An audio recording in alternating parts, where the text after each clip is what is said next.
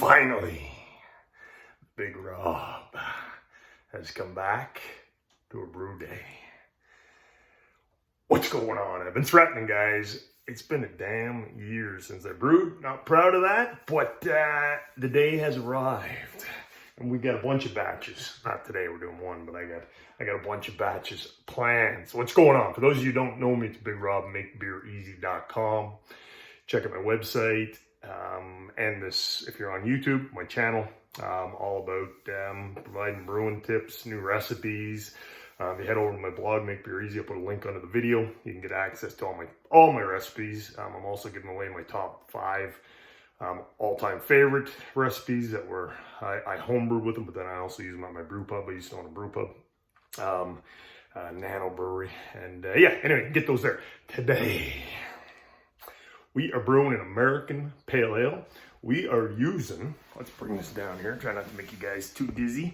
We are using my Brewzilla that I've never used before. And this is Big Robb on the ground, 6'5", having to get on the ground. We'll see if I can get back up. So we are, we're gonna use this bad boy. First time I've used it. We're also, for those of you nostalgic son bitches, the old mash and boil. That's my baby, she's still right there. We're using her today too, but she's gonna be heating up, the sparge water. So she's taking backstage in today's brew day. I intend on using them both here eventually and doing some side-by-sides and shit like that. But I want to run this thing through. I've never ran this something bitch through. So we're going to do that. Can you guys see that? I don't know if you can see it or not. Just follow along. So I've done some, this is Make Beer Easy, okay? So like when you try to figure out, all right, you know, how much water for your mash, how much for sparge. There's all kinds of calculations. I've done them a million times, especially at my Nano Brewery brew pub. But this is Make Beer Easy, so I don't complicate it.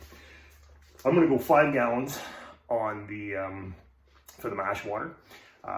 This is going to be a finished, when we're out of the fermenter, into my keg, ready to drink. It's gonna be a 5, man, I hate being down this low. It's going to be a 5-gallon finished batch. Okay, so I did up some real quick crap. What I'm going to do is, again, I'm going to mash for 5 gallons. I'm going to sparge to 6.5. So after the mash is done, the grains absorb a bunch of that water, and then I'm going to sparge it up to 6.5.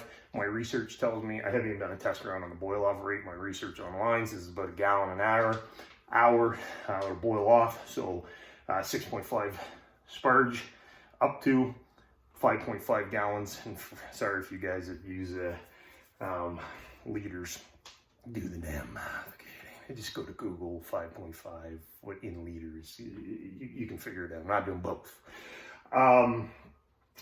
So 5.5 post boil, that'll leave, you know, like 0.25 gallons in the bottom, I'm figuring. So that'll get me into the fermenter at 5.25 gallons. And then after all the trub settles, I should be at 5 gallons. So we're gonna win our man. Make Beer Easy. You can't really feck it up too bad. Okay, so step 1 on this bitch, plug her in. Step 2, we want, so I'm gonna mash at, I think I said 153 for this recipe, Fahrenheit. So I'm gonna take that up over, I'm gonna take it up over 6, my mash temp. So strike temp is going to be 100, and with the bad big boys and girls, 159. I'm going to take it up to, and then as you dough in, put the grains in, that's going to lower the temperature as you're stirring. We'll get her down to about 153. Okay, again, don't sweat it, man. It's okay. It'll work out. You'll make beer. So let's see what I do here. Temperature.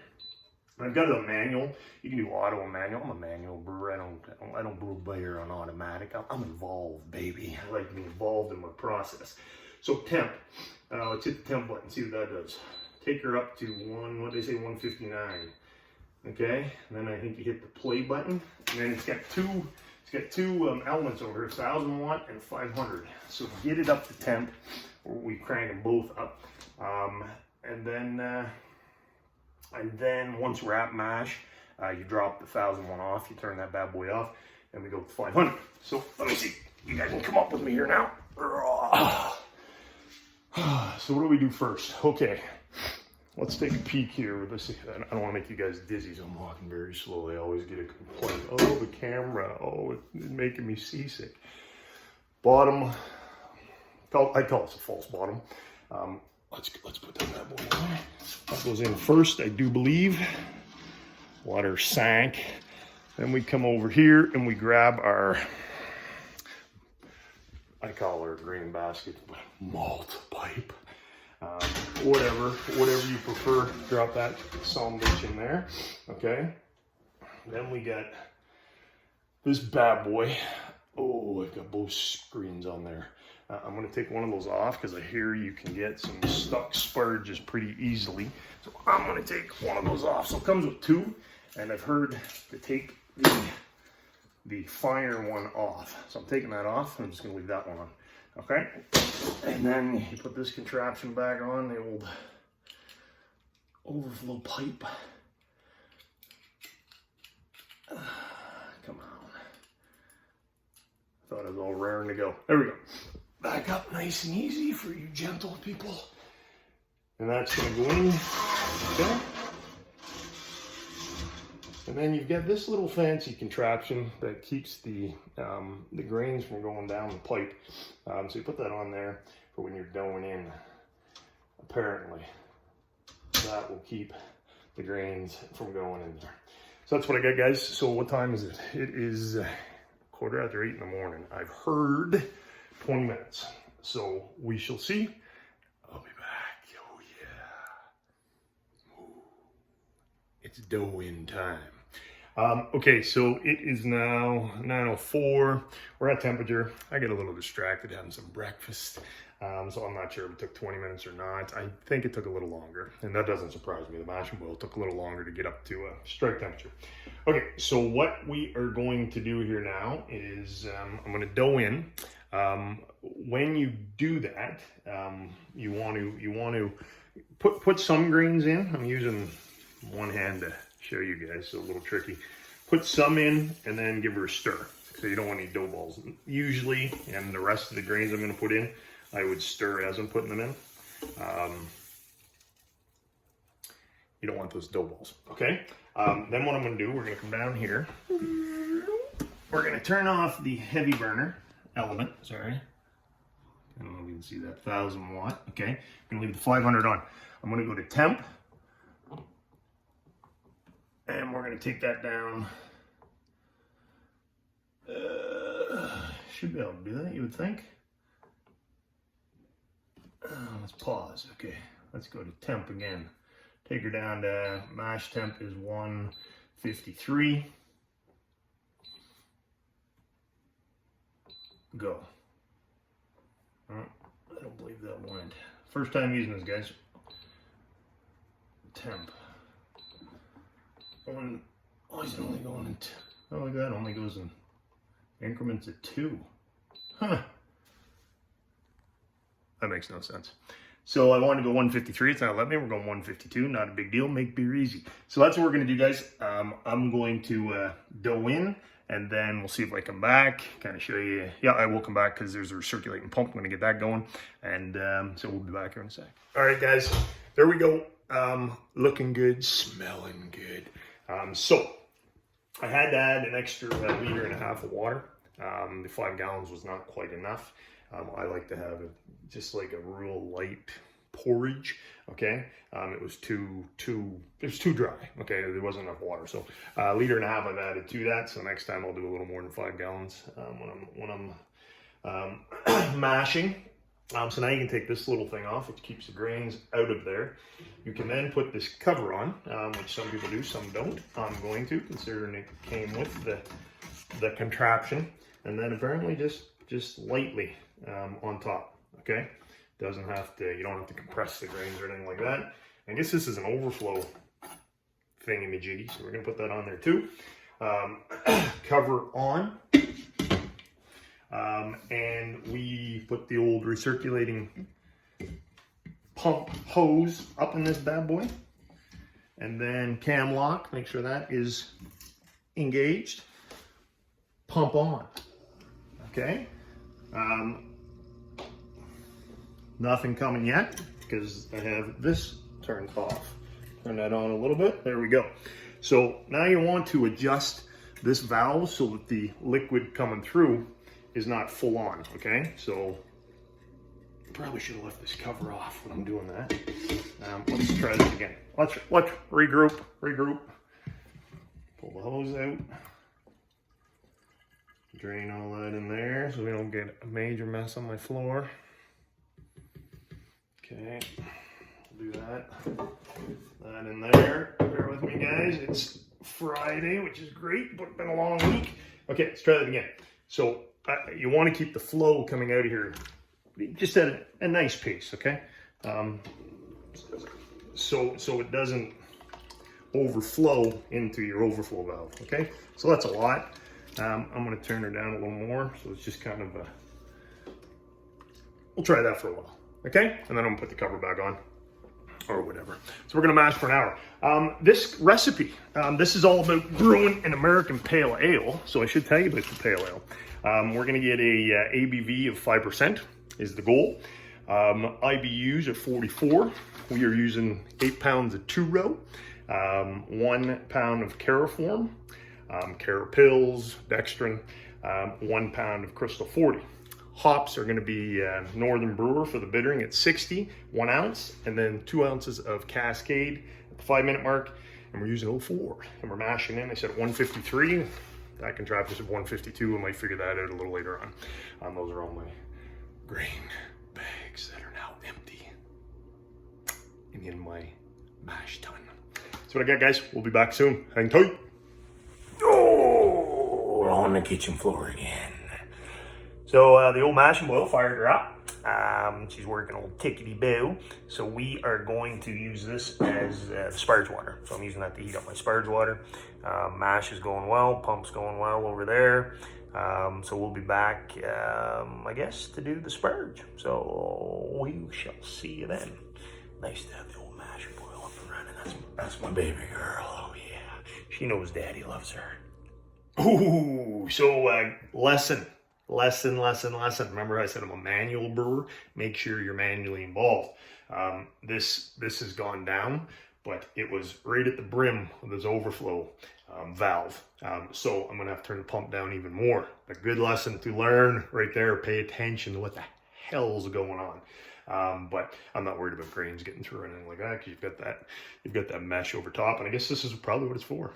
Overflow. Let's run back down. But I'm gonna turn the pump down a little bit, but pay the thick attention. All right.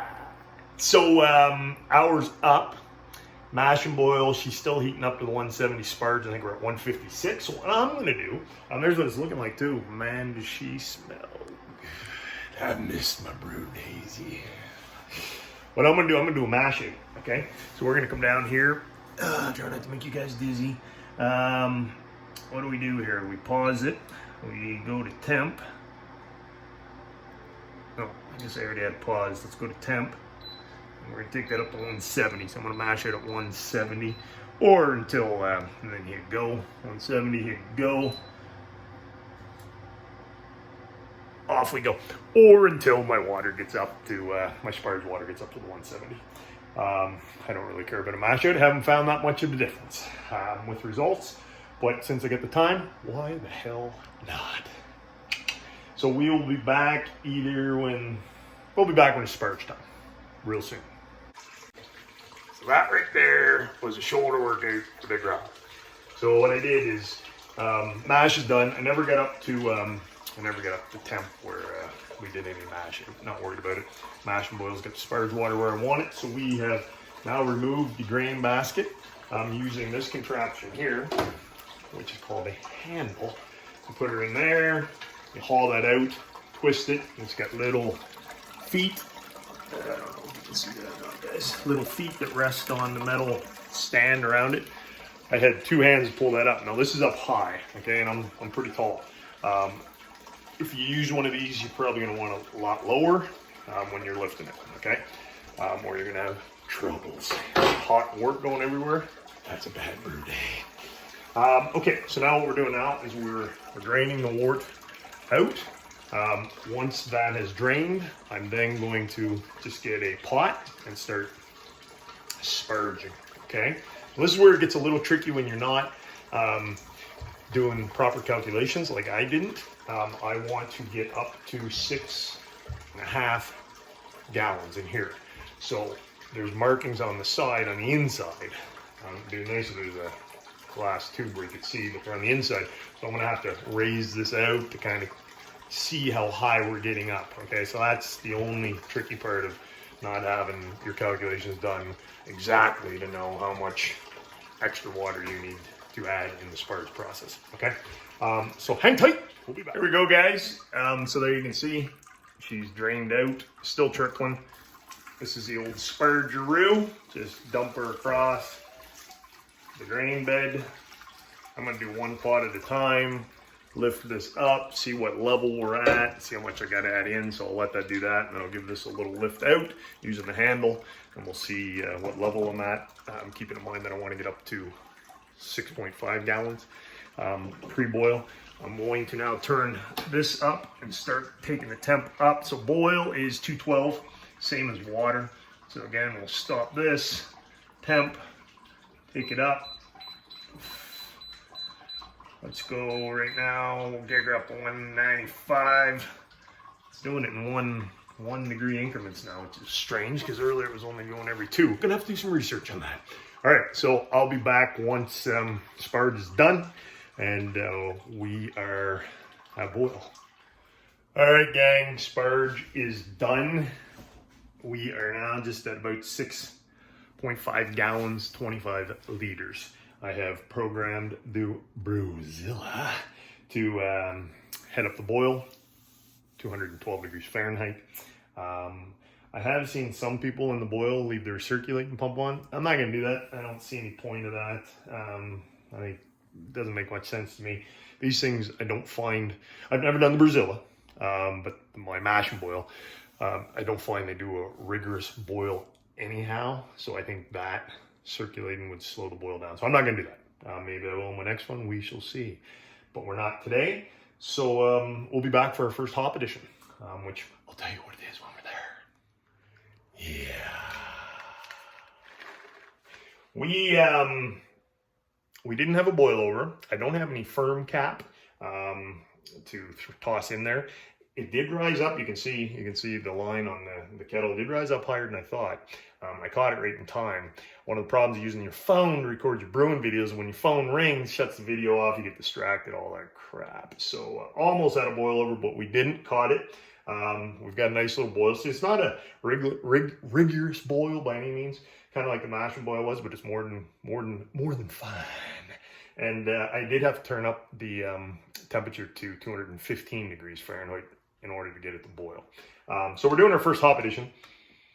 Northern Brewer for the bittering hop. Comes in at 7.5 alpha acids, and we're doing 1 ounce. Bam. So let's get that in there.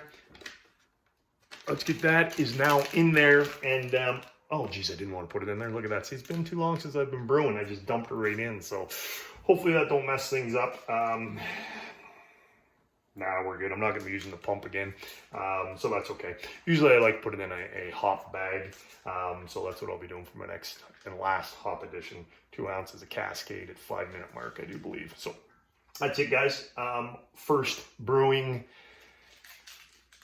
what's the word I'm looking for? Taboo, no, mess up of the day for Big Robb. Dump the hops directly in.